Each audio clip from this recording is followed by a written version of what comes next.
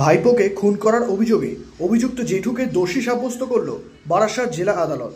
প্রায় ১.৫ বছর আগে বাবার কাছে টাকা নিয়ে দোকানে খাবার কিনতে গিয়ে নিখোঁজ হয়ে গিয়েছিল ১১ বছর বয়সী ফারদিন নবী।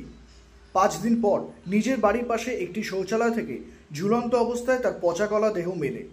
এই ঘটনার পর উত্তেজনা ছড়ায় উত্তর ২৪ পরগনার বারাসাতের কাজীপাড়া এলাকায়। পুলিশের তদন্তে উঠে আসে নাবালক ভাইপোকে ডেকে নিয়ে গিয়ে শ্বাসরোধ করে খুন করে তার জেঠু এনজাম নবী। খুনের পর পাশেই একটি পরিত্যক্ত শৌচালয় তার দেহ ঝুলিয়ে দেয়। পুলিশের জেরায় খুনের কথা স্বীকার করে অভিযুক্ত এনজাম। সোমবার এই মামলায় অভিযুক্ত জেঠুকে নিয়ে আসা হয় বারাসাত জেলা আদালতে। দুপুর ২টো নাগাদ অভিযুক্ত জেঠু এনজাম নবীকে দোষী সাব্যস্ত করে বারাসাত জেলা আদালত। অভিযুক্ত জেঠুর ফাঁসির দাবি জানিয়েছে পরিবার। এই বিষয়ে নিহত শিশুর মা রুবিনা খাতুন দোষীর ফাঁসি দাবি করে বলেন,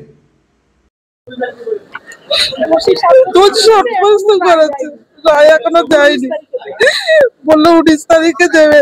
আমি চাই আমার বাচ্চার যে কষ্ট দিয়েছে যেন ওর ফাঁসি হয়। আমার বাচ্চা বহুত কষ্ট করে আমি মানুষ করেছি।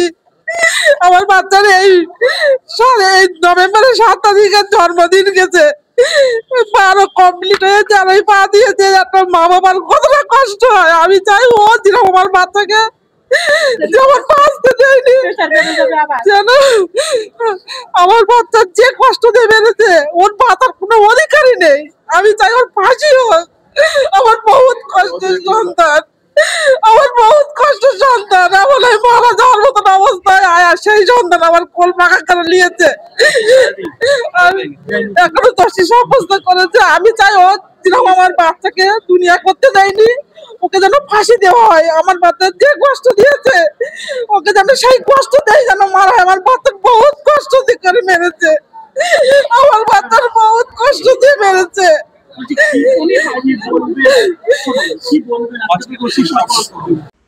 অন্যদিকে নিহত শিশুর বাবা গুলাম নবী জানান, আইন নিশ্চয়ই সাজা একটা ঘোষণা করবে।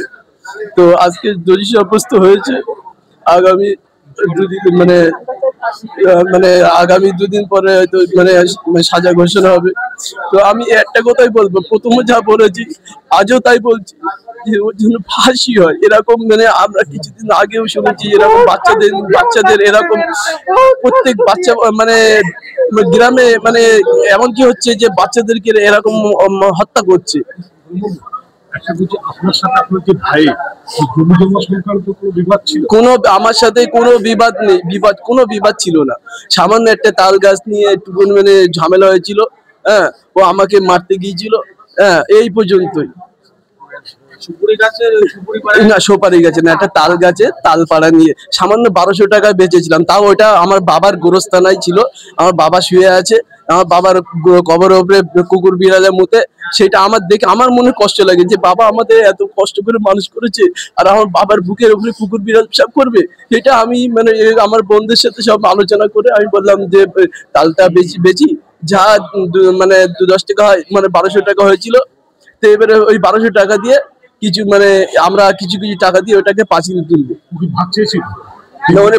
ভাগও চায়, আমার সাথে এসে কথাও বলেনি। ওই এসেই যে গাছ কিনেছে তার সাথে ঝামেলা করছে। হ্যাঁ, তোমরা কেন গাছ কিনেছো, তোমরা কেন টাকা দিচ্ছ? এবার আমি বলছি দাদা এরকম ব্যাপার যে আমি গাছ কিনেছি এবং গাছটা বেচেছি 1200 টাকা দিয়ে আব্বার কবরটা ঘিরবো বলে তোমরা কবর ঘিরবে কি না ঘিরবে আমার দেখার দরকার নেই। আমি তখন বলেছিলাম তুমি তখন জমি ভাগ নেওয়ার সময় তখন বেচে ভাগ নিয়েছো। ও জমি ও সব কিছু বিক্রি করে দিয়েছে, সবকিছু বিক্রি করে দিয়েছে।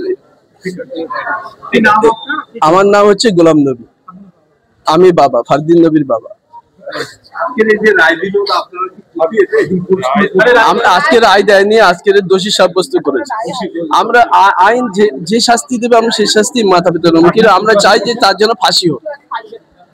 এই মামলায় দোষীকে আগামী 19 তারিখ সাজা ঘোষণা করা হবে, এমনটাই জানিয়ে স্পেশাল পাবলিক প্রসিকিউটর সৌম্যজিৎ রাহা জানান, এই মামলাটাতে রায় দিলেন, বিচারক বললেন যে দোষী সাব্যস্ত করলেন এবং পরশুদিন আগামী 19 তারিখে এটার সেন্টেন্সিং পয়েন্টের হিয়ারিং হবেন। যে সাজার বিষয়ে সেটা বিচারপতি, অমান্য বিচারপতি উনি সেটা ঘোষণা করবেন। কি অ্যাপিল করেছেন? আমরা তো এটার জন্য সাজার জন্যই হচ্ছে করেছিলাম, যে যেহেতু হচ্ছে পুরো কেসে সার্কামস্ট্যান্সিয়াল এভিডেন্সের বেসিসে কেস, এবং সেই সূত্র ধরে হচ্ছে প্রসিকিউশন এই কেসে সার্কামস্ট্যান্সেসটা বিয়ন্ড রিজনেবল ডাউট হচ্ছে এস্টাবলিশ করতে পেরেছে, চেন অফ সার্কামস্ট্যান্সেসটা। সেইটার উপরে বেস করে আমরা কোর্টের কাছে রাখি, কোর্ট সেটাকে গ্রহণ করেন এবং সেটার সমস্ত এভিডেন্সটাকে উনি চুলচেরা বিশ্লেষণ করেন করে, এবং সেটা আজকে যখন হচ্ছে জাজমেন্টটা উনি করে শোনাচ্ছিলেন, আমরা দেখলাম যে এই বিষয়ে হচ্ছে বিয়ন্ড রিজনেবল ডাউট কেসটা দাঁড় করানো গেছে। সর্বোচ্চ সাজা কি হতে পারে? এই কেসে সর্বোচ্চ সাজা ডেথ সেন্টেন্স থাকে, ক্যাপিটাল পানিশমেন্ট থাকে। যখন আজকে দোষী সাব্যস্ত ছিল, মা জাজের মধ্যেই কেঁদে ফেলছিল। হ্যাঁ, ওনারা সাক্ষী দেওয়ার সময়ও হচ্ছে, সাক্ষ্য গ্রহণ করার সময়ও কান্নাকাটি করেছেন। তার যেহেতু একটি এত ছোট বাচ্চা, সে হচ্ছে মারা যায়, 11 বছর বয়সের বাচ্চা। বাচ্চাটার বাবা গোলাম নবী, ওর জ্যাঠা হচ্ছে এনজার, হ্যাঁ, গোলামের সাথে ওর বাবা গোলাম বলছিলেন যে তালগাছ কাটা নিয়ে একটা গন্ডগোল। হ্যাঁ, কোনো জমি জমা সংক্রান্ত সেগুলো ছিল। তালগাছ কাটা নিয়ে গন্ডগোলটা হচ্ছে সপ্তাহের আগেকার ঘটনা, যেটাতে হচ্ছে এভিডেন্সে এসছে যে তখন যিনি হচ্ছে অভিযুক্ত তিনি বলেছিলেন, মানে যিনি দোষী সাব্যস্ত আজকে হয়েছেন, তিনি বলেছিলেন যে এমন একটা ক্ষতি করে দেব যেটা সে মনে রাখার মতো। এটা হচ্ছে এভিডেন্সে এসছে। মানে জমি জমা নিয়ে সম্পত্তি নিয়ে একটা বিবাদ তো ছিল, এবং আক্রোশটা ছিল, মোটিভটা আছে এবং প্রি প্ল্যান্ড, এবং সেই সূত্র ধরেই হচ্ছে একটা অপূরণীয় ক্ষতি করে দিয়েছে।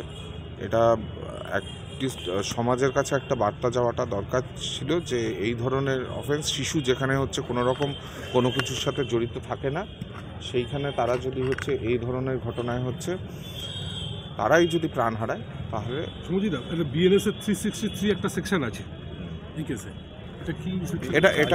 এটা হচ্ছে পুরনো সেকশনের মামলা, কমপ্লিটলি পুরনো সেকশনের মামলা। সৌম্যজিৎ রাহা, আমি হচ্ছে স্পেশাল পাবলিক প্রসিকিউটর এই কেসে। ব্যুরো রিপোর্ট, নজরে বাংলা। এয়ার ইনফ্রাস্ট্রাকচারের উদ্যোগে অহনা অ্যাপার্টমেন্ট বারাসাতের হৃদয়পুরে নৃপেন ঘোষ সরণিতে তৈরি হচ্ছে নতুন আবাসন প্রকল্প। থাকছে একগুচ্ছ বিশেষ সুবিধা, লিফট থেকে শুরু করে ডিপ টিউবওয়েল, এছাড়াও থাকছে সাউন্ড প্রুফ জেনারেটর এবং কার পার্কিং এর সুবিধাও।